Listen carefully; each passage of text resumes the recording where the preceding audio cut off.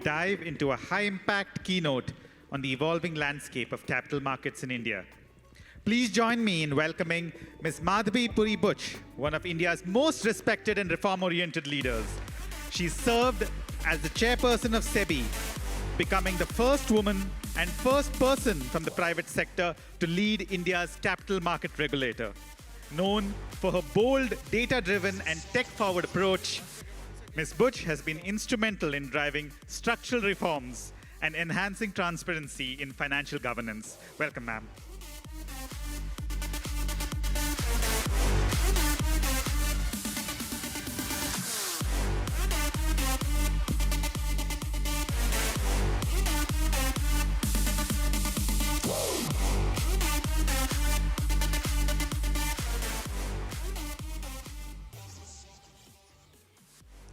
A very good afternoon. It's a pleasure to be here.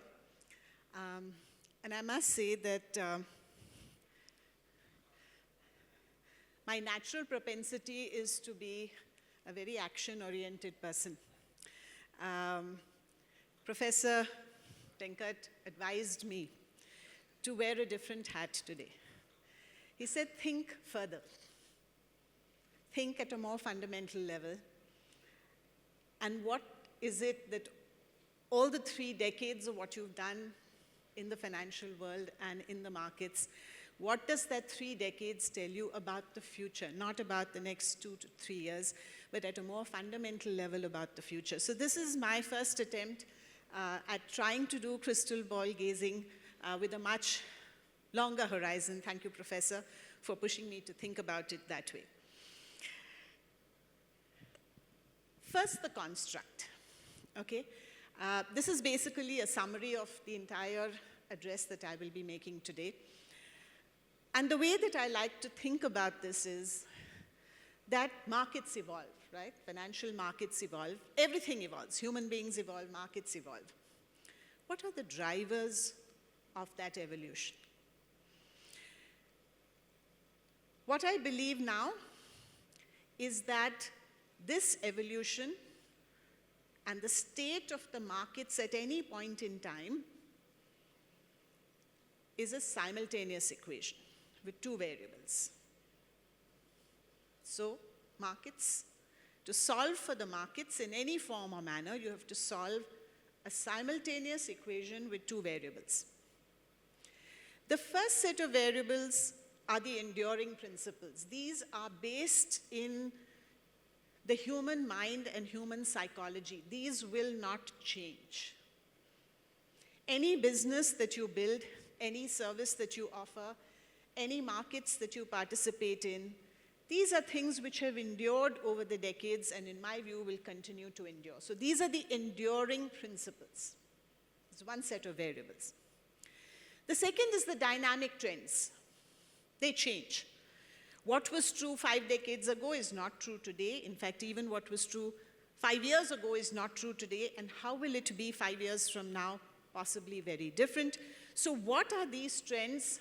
And as Pramod said, trend is your friend. Love that phrase.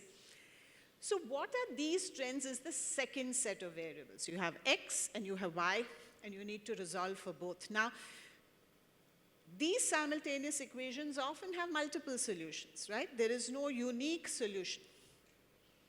And what your business model does and the way that you choose to solve these simultaneous equations is really up to you. But the market will evolve as a combination of these 2 driving factors. So that's what I would like to share my thoughts on. As things evolve and as you speak to more and more people who've been in the markets for a long time, you may find that there are different variations of this. So what are the enduring principles? People may have a different point of view. What are some of the trends? People may have a different point of view. In any case, they are dynamic. But this simultaneous equation, in my view, will continue to persist.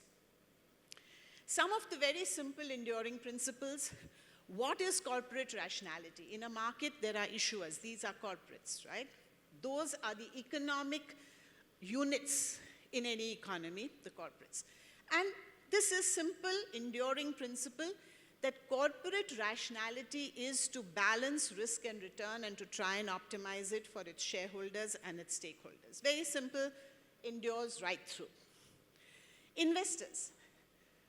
Investor rationality is also to optimize risk and return. It's just not that they articulate it that way. It's a question of how they perceive their personal risk, how they take their decisions. And again, investor rationality is about optimizing risk and return. Another enduring principle doesn't change. Equally enduring principle, and this was articulated long ago, fear and greed dilute rationality. I have added the FOMO to it. FOMO is also fear, but it is not fear of something that will happen to me. It's not a fear of commission, it's a fear of omission. Oh, I'm missing out, right? So this is a new type of fear that we have identified through social media. But conceptually, fear and greed, whether it is at the corporate level or at the individual level, challenges the rationality which you normally would expect corporates or individuals to follow. Now, this is not a bad thing in itself. Okay, these are drivers of human behavior. So at the corporate level, a corporate's pursuit of aggressive growth on non-linear profits, this also drives innovation. Now, we may see that greed has a negative connotation. You say it's ambition, and it suddenly has a positive connotation. So greed is not necessarily a negative word in itself. It's just that over the years, we've learned to associate it negatively. It has its positives, but it has a downside as well. So long as a person understands that I am now moving out of the zone of rationality and into the zone of ambition or greed, that's fine, because you know that you are going to now take disproportionate risk in order to deliver that return to your stakeholders. Similarly, when an individual takes disproportionate risk, right? There are people who we say are safe investors. There are those who are aggressive investors, right? So the question is, what is that fear that keeps them conservative? What is that greed and that FOMO which says, everybody seems to be getting rich quick? Why am I not doing that? Is what drives their irrational behavior. The question is, again, this is not bad in itself. If you are in a position to take that risk, or if you take that risk in a certain part of your portfolio where you can afford to let it go, nothing wrong with it, right? Nothing risked, nothing gained. The problem comes only if you take risk which you are not able to afford, right? So if you have that boundary condition, again, this fear and greed overriding rationality, not a bad thing, but again, within some contours or within some boundaries. This principle of what is the role of the markets is often not clearly understood by a lot of people who participate in it. You know, sometimes when I speak about this, you know, it's almost like I see one bulb going up above their head. And I say, you do understand that in a market, for every buyer, there is a seller, and for every seller, there is a buyer. Right? People assume that when the markets are going up, everybody is buying. No, somebody is selling. Everybody assumes that if markets are going down, everybody is selling. No, you need the counterparty of somebody who's buying. So what is it that markets actually do at a very fundamental level? They are the bridge between two entities, either over time. So let's take the foreign exchange markets, okay? There is an importer, there is an exporter. They are on opposite sides. One wants to sell dollars, one wants to buy dollars, but they're separated by time. So the market allows for that bridge, and there is a market maker sitting in the middle who buys on one day and sells on another day, thereby bridging the gap between two people who have different needs of buying and selling in the same market. So you bridge across time. The second is you bridge across geography, right? We all heard Nitin today, right? Brilliant guy, brilliant organization he has built. So the question is, somebody is sitting in Guwahati, somebody is sitting in Coimbatore. Only the markets are able to bridge this geographical gap, right? So you're bridging across geography. Bridging across varying expectations. This is a very, very crucial piece which we often miss. Every time somebody buys or sells a share, it's clear that one person believes it's reached its peak, and one person believes there's potential for more. Right? It has to be, right? Now, if this expectation difference is there, what is driving that expectation difference? There can be two possibilities. One is asymmetry of information. I know something you don't know. Right? Now you can have varying expectations. Or you link it to the last point. You have distinctive needs. That need could also manifest in the form of distinctive risk appetite. Somebody knows that, okay, this is a possibility, it's going to take off. You know, this is a rocket ship of a company, it's going to take off. But I don't have the appetite for that risk. I'd rather sell today when I've already made 2x. I can't wait until it is 8x. So a combination of varying expectation and distinctive needs is again the bridge that markets play. So whenever you are thinking about the market, thinking about a business model in the market, it's very, very core to your business model to understand what is it that the role that you are playing in creating this bridge and in facilitating this transaction or buy and sell, which is simultaneous, across all or one at least of these differences amongst two entities. Now we come to some of the dynamic trends. I'm not going to dwell on it. First of all, this is all well understood, and secondly, they are dynamic. They'll change day after tomorrow. Okay? So it's a trend, but what do you know about it? How do you understand it? Be conscious that this is the second set of variables you have to build your business model for. Similarly, trends among investors. Well known, doesn't need any further discussion, but they exist, and these are deep. These are deep-rooted in the psyche of investors. So where does that then take us? So if we are now talking about the evolution of markets, and to respond to Professor's cue of think now 10 years down the line, because an entrepreneur of today has to be where the puck will be tomorrow. He cannot be skating on ice where the puck is today, right? That business is done. Nitin has already taken the position. Now, where are you going to be is you need to be where the puck is going to be. So here is my central thought on what is going to and how the markets are going to evolve. The markets are all about transferring risk and return, right? We said everybody is optimizing risk and return. The kind of risk that is there now in an economic entity, which is a corporate, has expanded, or at least our understanding of those risks has expanded. So we know that a corporate experiences all of these risks. Right now, when we buy the shares of a company, we are buying a bundle of these risks. Right? Everything is in it together. My expectation is the markets of the future will unbundle each of these risks. So it's a bit like saying, I hate to give this example, but it's the closest that I can think of.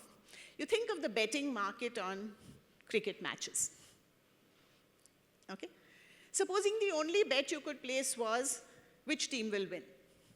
Right? That's like taking a view on a corporate. I'm buying or I'm selling. This one's going to win, this one's going to lose. But that's not what betting in cricket today is about. Right?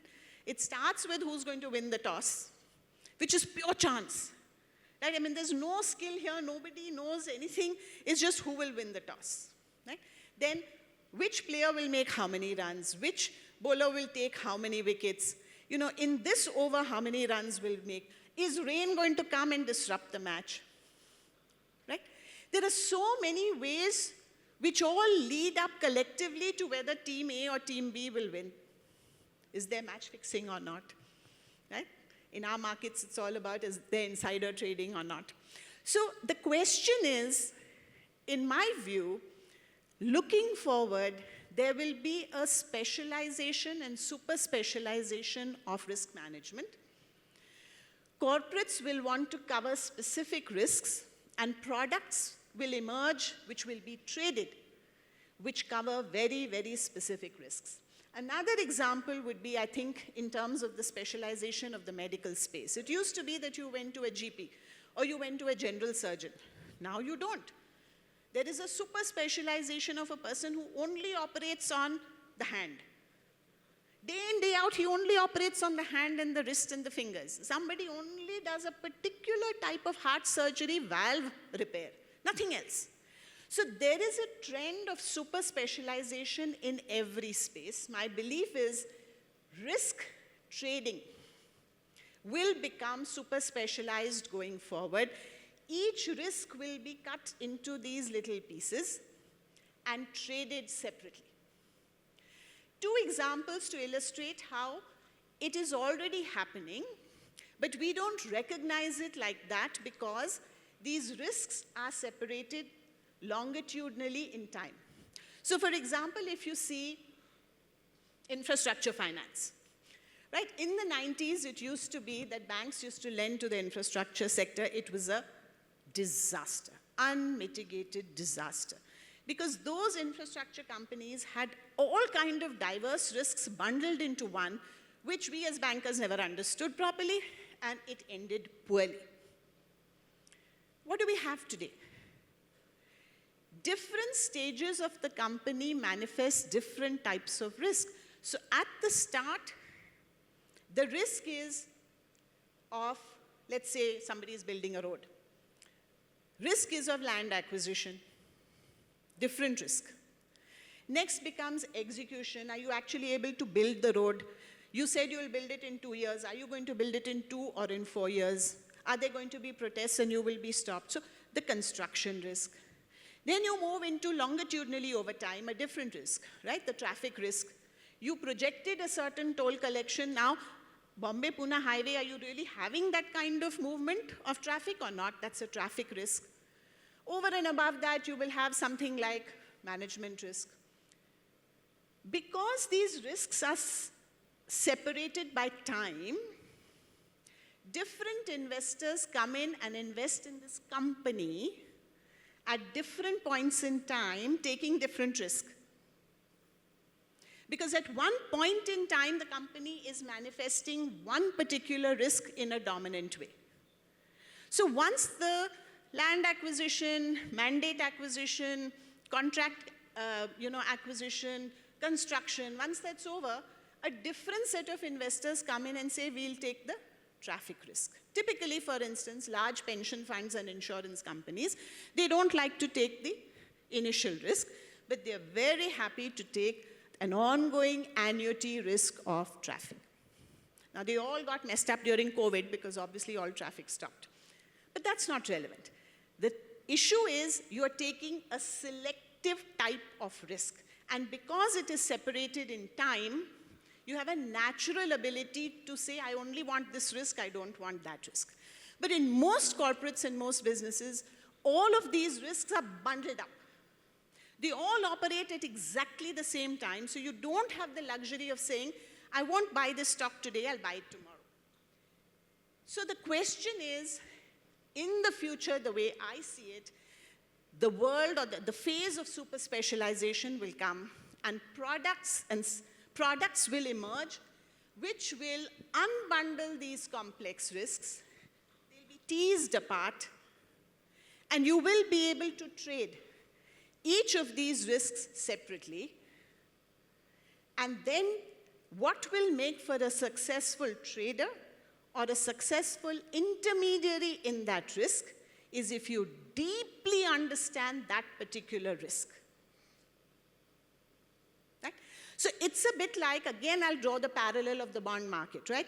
Why is it that India was so delighted when sovereign bonds got included in global indices? Because globally, the bond market is not traded as simply, oh, we trade bonds. No. There is a trading desk, as they say, which trades the macro. So those guys trade and say whether India is going to have what kind of inflation, what kind of growth, they trade the macros, they take a view on India.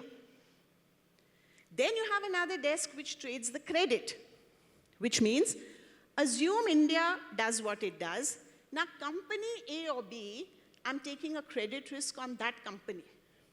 So very often the credit desk will hedge with the India desk and say, look, I really don't know about India's macros, but within India, this guy is a winner, and I want to take this risk. So you already have a segregation of India risk and corporate risk through macro trading and credit trading. Add to it a layer of FX risk. So you say, look, my investors are really interested in dollar returns. You know, FX risk, you please cover me for US dollar and INR, and I'm good. So you've already broken it up into India risk, FX risk, and credit risk. So similar to that, you will have a situation where each of these different risks. So if you are thinking of being an entrepreneur, a startup, a business in the markets of tomorrow, and you want to be where the puck will be tomorrow, you have to figure out which of these risks do you want to specialize in, and how do you dive deep into it so that you understand the nature of this animal, and more importantly, you learn how to use the data and technology in order to be able to build out that business. So I'm going to summarize with these questions. They're all linked basically back to the enduring principles and the dynamic trends.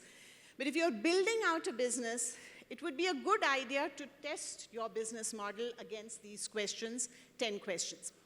So are you clear about which risk exactly you are looking at and the transfer of which risk? Is it a bundled risk?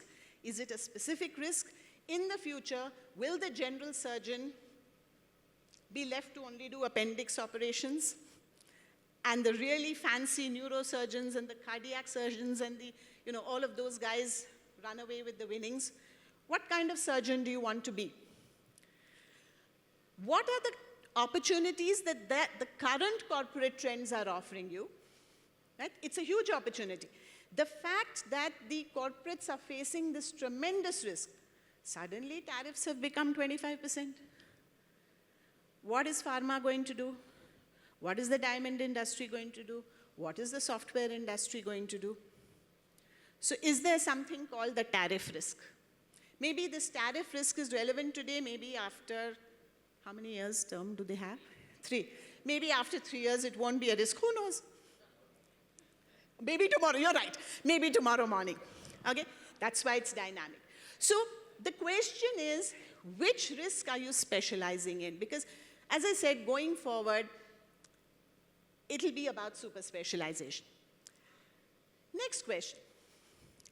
Will a corporate want to hedge that risk? Let me give you another example. Let's say I'm an IT company. I'm one of the top 4 majors or top 5 majors. There's a big mandate out there. Okay, one client is giving a multi-billion-dollar mandate.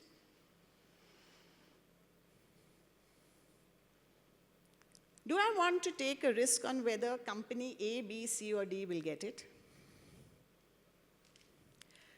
Am I saying, look, finally one of these 4 will get it? Okay? What am I trading? That's from an investor point of view. Now the corporate is saying, this is a highly specialized mandate. Let's say it's a multi-billion-dollar contract from NASA on cybersecurity. I'm just making this up. The number of cybersecurity experts with this level of competence is limited. Okay? Each of those 4 is thinking, where will I get this resource from and how much will it cost me? But you don't need 4 resources. Mandate will go to only one. Only that one person needs to be there. Are you a person who is saying, this person who is a highly specialized resource to be able to lead a project of this nature is now this new commodity that I'm going to trade, and each of these 4 companies is buying an option saying, if I get the mandate, I want to be able to pay for this resource, but I don't want to buy the resource today, right? It's like any other commodity. I don't want to buy chips today because I don't have the mandate, but if I get the mandate to construct something, I'll need those chips. So will a corporate say, I want to cover my risk of this highly specialized resource, and I'm willing to pay the premium for it? That's how options and futures come, right? Particularly options. These will be the new options. Now the question is, both sides you need to see. Will the IT major say, I want to buy protection against the cost of this highly specialized resource? And will somebody say, I'm willing to sell that option? And who is the most likely person to sell that option? Someone who has a hedge at the back anyway. Supposing you are that IT specialist. You say, boss, meri to ghar ki kheti hai. Right? If I lose money here, I'll make it up because I'm going to earn that. I have a natural hedge. I'm anyway long, natural long. So you will have people with varying needs and expectations coming on the other side of the trade, and that's how all markets are made. Variation in expectation and needs. And you will have somebody who's willing to sell that hedge. Are you making the market for it? I'm just making this all up to give a very extreme sort of description. Again, this question, are you playing a fundamental role in the market of creating a bridge? Right? If you're not doing that, you'll lose your relevance. Is there a possibility of reinsurance? This is where I see the convergence of option trading and insurance. Think about it. Insurance is all about hedging risk, fire risk. Right? The main risk that corporates take, fire risk. Why aren't they taking other kind of insurance? So if you think about everything against, every possibility against which a corporate could buy insurance and be willing to pay an insurance premium, you have the possibility of creating a new market, a new product. That's where the puck will be. Of course, we know that fear and greed persist. It's an enduring principle. So for sustainability of your business model, you must have a scenario building to say, if there is greed, what happens? If there is fear, what happens to my business model? What is the resilience you will create in order to overcome temporary periods? Because usually these are short-term, and then rationality reverts. What will you do for that? And of course, the last question in all of this is, what is your appetite for risk? Because while every young person believes that they want to be the next Nitin Kamath, not all of us have the ability to take that risk. And don't forget, he was a trader from the age of 17. He was used to taking risk. So what is your appetite for risk? A, when you're just, graduating. B, after you've been in a particular line of business, maybe with an employer for 5 years, 7 years, 10 years, I don't know, and you already understand that business, maybe you have a different appetite for risk. So this last question is equally important as you step into an entrepreneurial role. And this is just a guideline, as I said. Different people will say the trends are different, and they're dynamic in any case. And how do you test your business model against this? But is this something that you should, as a mental exercise, do before you commit your life and possibly your accumulated savings into your next entrepreneurial venture? Thank you.